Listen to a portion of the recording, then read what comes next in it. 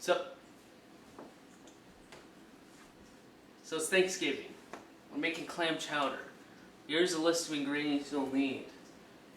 Clams in the juice. Has to be in the juice because the juice is actually going to become part of the broth. It's very important. Usually people use like vegetable stock or chicken stock or something. The juice is going to give you the most clam flavor. Okay, this is the prize. This is the main event. Okay, if you don't have these, don't even try this recipe. Butter. I don't know how much. Just eyeball it. I never measure anything when I make this. We need some celery. Celery is like little sponges that suck in the clam juice, the nectar of the soup. It's just so delicious when you get a nice crunchy, like, ooh, so good. Carrots are not in clam chowder. I bought carrots. We don't need them. Toss to the side, okay? Potatoes, okay? Any russets. I like russets, but you can any kind of potato. An onion.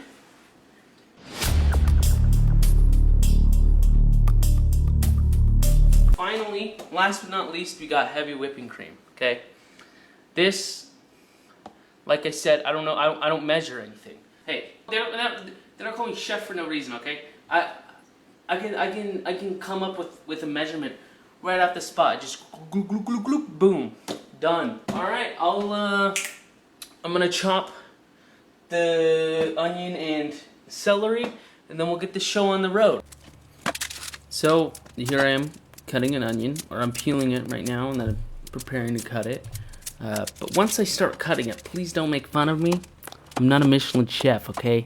You don't really need to be good at cutting things unless you're, working at a restaurant and you have to cut 1,000,000 onions.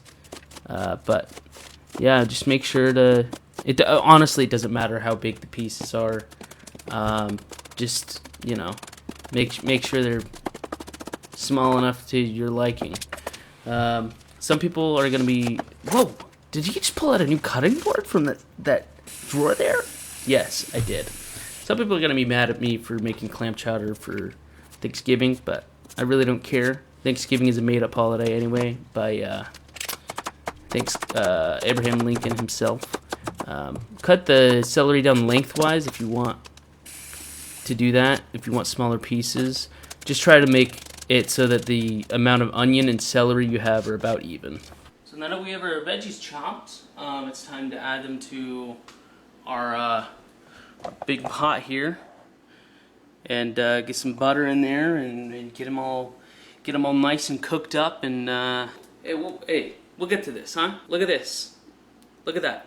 Don't lose sight of what's in goal, okay?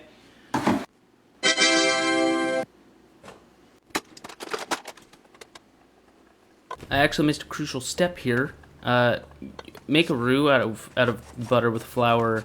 It just, at this stage, it's a lot easier than what I do later in the video.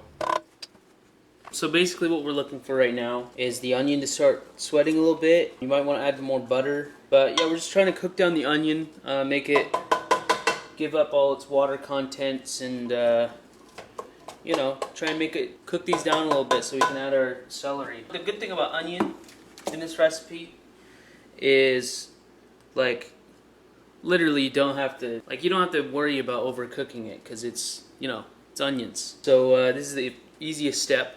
It's one of the first steps, but it is the easiest. While that cooks, I'm gonna clean some potatoes. These are kind of old, but they will cook just the same. They're perfect. When I wash potatoes, I just use my hands. Just scrub them real good with your calluses on your hands if you have those. Otherwise, they're probably fine. I do attempt something questionable here. Do I get them? Got them all. Looks like our onions are doing some nice progress here. Still need to cook down a little bit more, but They're doing great. This is probably the longest part of the entire thing, just because we want to get these as small and cooked down as possible so that I do not have to touch onions in my mouth and feel what they feel like. We are also going to start cutting our potatoes right now. If you're thinking to yourself, that's way too many potatoes, Gabe. You're not going to have enough room in that pot for that many potatoes. You might be right, but just keep watching. It'll be a chunky soup. If you want to control the thickness of the potato, the thicker it is, the longer it's going to take to cook. But, you know, the smaller it is, the more risk you run of getting mushy potatoes in your soup. So, you know, it's up to you how thick or thin you want to cut these. But I like a whole bunch of different sizes of potato, just because it's heterogeneity, you know. Each potato is a different experience, each scrumptious and filled with clam juice, just like its brother you just ate. So as you can see, our onions have cooked quite a bit. Yeah, I think it's time to add some more butter and add some celery.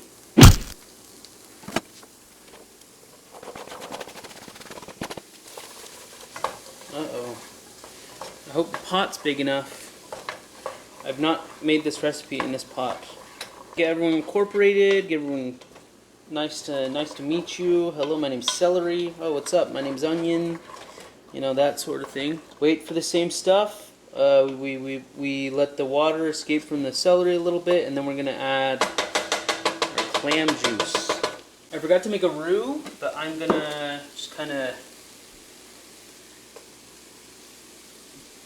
fake one real quick. Make sure that flour doesn't burn. Flour burns. It's not fun. Make sure everyone nice to meet you, flour. Welcome to the party.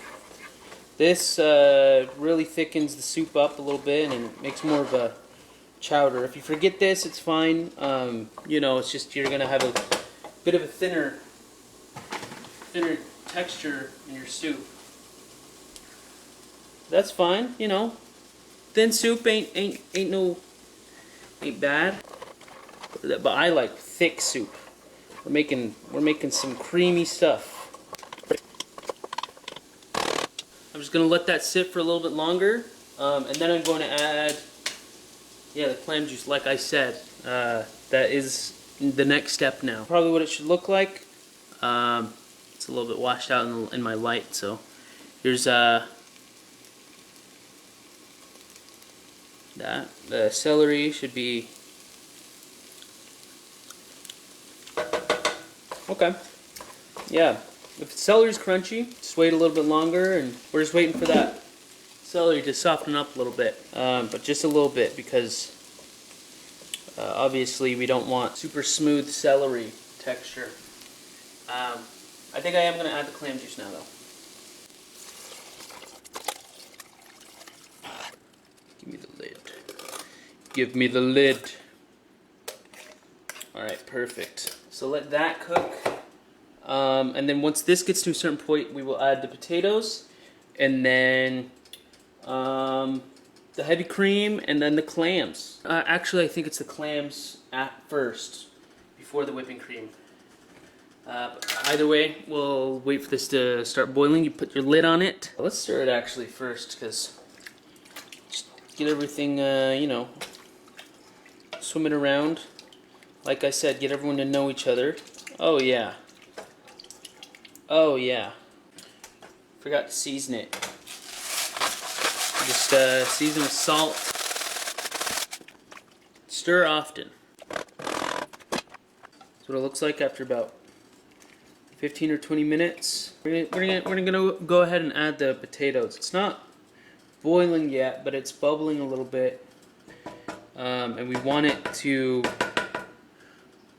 the boiling to come after the potatoes. So let's just add them right now. This might be a lot of potatoes for some people, but I think it's a perfect amount for a recipe like this. It's because it's chowder, you know. It's not, you know, it's a cream. What do you expect? It's a creamy, lumpy soup. I like it chunky. Let's just, you know, introduce these guys, and we're gonna let this cook down, and then we'll add the clams. So it's only been 15 minutes, but it's looking promising. Potatoes should be soft.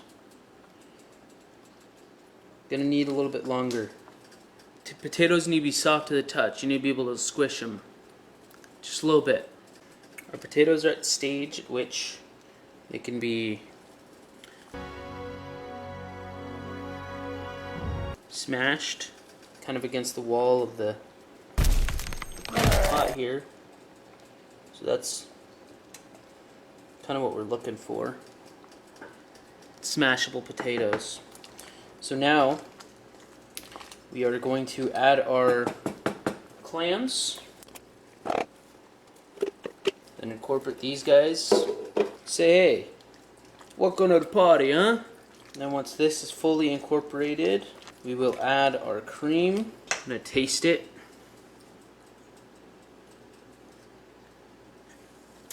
It's very hot. Stand by.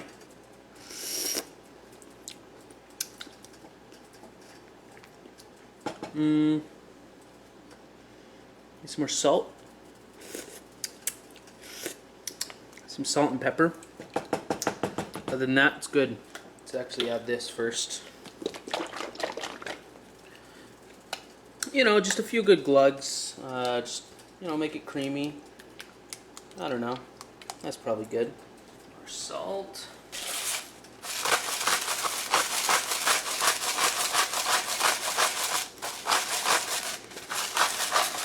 Good.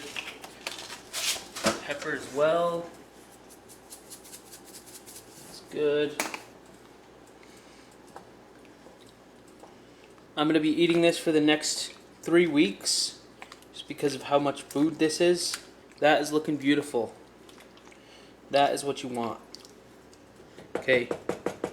This is all of your hard work and all of your hard effort. I'm going to wait for it to start bubbling again, and then I'll let it rest for maybe 10 minutes. Let it just kind of thicken, get to eating temperature. It's time to eat. I'm gonna bring it over here, show you kind of what I'm doing here. Oh.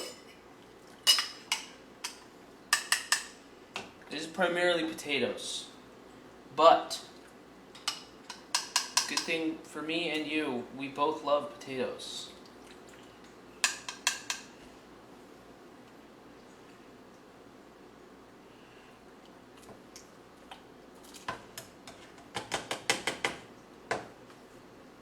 Look at this. Look at that. Looks delicious, doesn't it?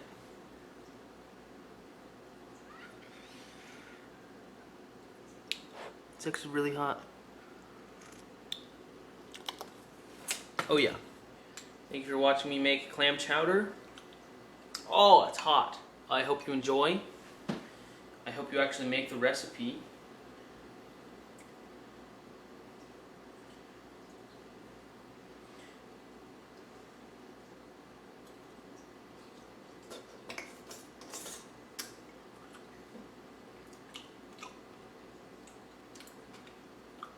That's good. It's burning my hands.